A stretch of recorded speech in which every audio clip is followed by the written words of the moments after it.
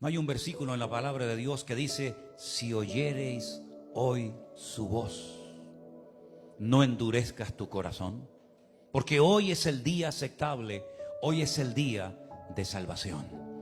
Cuando el Señor te habla, y el Señor sabe cómo hablarnos a todos y a cada uno de nosotros. Qué interesante, tal vez ustedes no son conscientes de esto, pero cuando alguien termina de compartir, hay personas que a veces se te acercan y te dicen: hoy la palabra fue toda para mí. ¿Te ha pasado alguna vez? Pero esa persona, esa hermana no sabe que hace 5 minutos otra persona y otro hermano y otro y otro y otro dijo exactamente lo mismo. Hoy toda la palabra, toda la predicación fue para mí. Y es que la palabra es viva y es eficaz, y cada vez que la abrimos, Dios nos habla y nos transmite su mensaje y su voluntad a nuestras vidas. Por eso, si hoy el Señor habla en alguna área de tu vida, no endurezcas tu corazón. Ríndete al Señor y dile: Señor, como dijo su siervo Isaías, heme aquí, Señor, envíame a mí.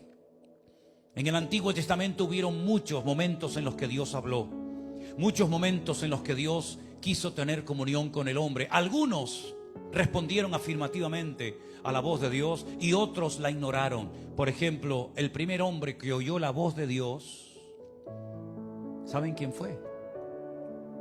¿Quién fue el primer hombre que oyó la voz de Dios? Adán. Adán, ¿dónde estás? Adán se escondía de Dios. ¿Hay acaso algún lugar en la tierra o fuera de la tierra en el que nos podamos esconder de Dios? ¿Hay algún lugar donde Dios no nos vea y no nos alcance su mirada? Adán creía que se podía ocultar, que se podía esconder de Dios. ¿Y por qué lo hacía? Dice: porque oí tu voz y tuve miedo. Pero tuvo miedo porque había pecado. Porque el perfecto amor echa fuera el temor. Y donde hay temor es porque hay desorden y porque algo malo se ha hecho. Y entonces tu conciencia te redarguye, te sientes mal, te sientes aludido cuando Dios habla por su palabra. Y entonces Adán, en vez de caer postrado de rodillas ante la presencia de su Creador, prefirió huir, prefirió esconderse, ocultarse dentro de un árbol. Y la Biblia dice que Dios lo llamó y lo llamó y lo llamó. Qué tremendo.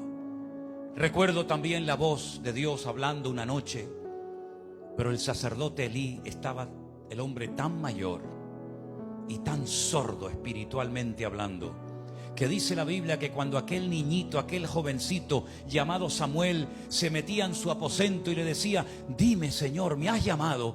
Y Elí le decía: no, hijo, yo no te he llamado, ve, acuéstate tranquilo. Y en varias ocasiones volví a oír: Samuel, Samuel. Finalmente, por fin, el sacerdote Elí volvió en sí y le dijo: si te vuelve a oír, si vuelves a oír esa voz llamándote por tu nombre, dile: heme aquí, habla, que tu siervo oye. Y era nada más y nada menos que la voz de Dios. El sacerdote Elí era el sacerdote de Dios, pero no conocía la voz de Dios, no conocía la palabra de Dios, y así terminó sus días, él y sus hijos, ¿verdad? Sin embargo, Samuel escuchó la voz de Dios en la oscuridad de la noche y oyó un mensaje tremendo que al día siguiente casi que le da miedo, le da temor decírselo al sacerdote Elí. Pero él aprendió a oír la palabra de Dios porque tenía una actitud maravillosa en su vida que nosotros también tenemos que tener. ¿Y sabéis cuál es? Que no dejaba caer a tierra ni una sola palabra del Señor. En otras palabras, aprovechaba toda oportunidad que se le presentara para aprender. Aprovechaba cada oportunidad para servir. Aprovechaba cada oportunidad para oír la voz de Dios y aprender algo más de Él y poder servir mucho mejor al Señor que lo llamaba. Es interesante notar que la voz de Dios también se oyó en el Nuevo Testamento. Sí, la voz audible de Dios. Cuando dijo: este es mi Hijo amado, en el cual tengo complacencia. Y allí estaba el Señor Jesucristo siendo bautizado por Juan el Bautista en las aguas del río Jordán. La voz de Dios se oyó, indicando, señalando con su dedo que ese era su Hijo amado, en el cual depositaba toda su confianza y su palabra. Pero pocos, o tal vez ninguno, oyó la voz de Dios como algunos la oyeron allí.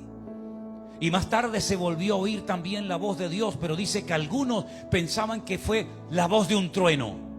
¡Qué torpeza espiritual! Cuando Dios nos habla y no somos capaces de discernir, diferenciar la voz de Dios de otras voces. Estamos constantemente rodeados de voces, de sonidos, de coches, de sirenas, de emisoras de radio, de televisión, de gente, de niños que salen por la calle corriendo. Estamos constantemente rodeados de sonidos, pero en medio de este montón de sonidos y de voces, aprendamos a oír la voz de nuestro Dios.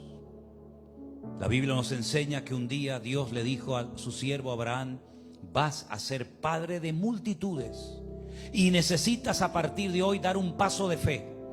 No has sentido nada, pero has recibido una promesa y tienes que mantenerte firme en esa palabra, en esa promesa que yo te he dado, de que te daré a ti y a tu descendencia una tierra, y todas las personas que en esa tierra te bendigan serán bendecidas, y todas las personas que te maldigan por el hecho de haber recibido como herencia esa tierra también serán de alguna manera u otra maldecidas.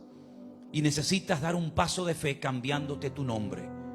Tienen que comenzar a conocerte como padre de naciones, como padre de multitudes. Ya sé que no tienes ni un solo hijo. Ya sé que tu esposa es anciana y estéril. Y ya sé que tú también eres muy anciano. Pero tienes que alimentar tu fe cambiándote el nombre. Porque cada vez que te llamen Abraham, Abraham, te estarán recordando la promesa que yo un día te di.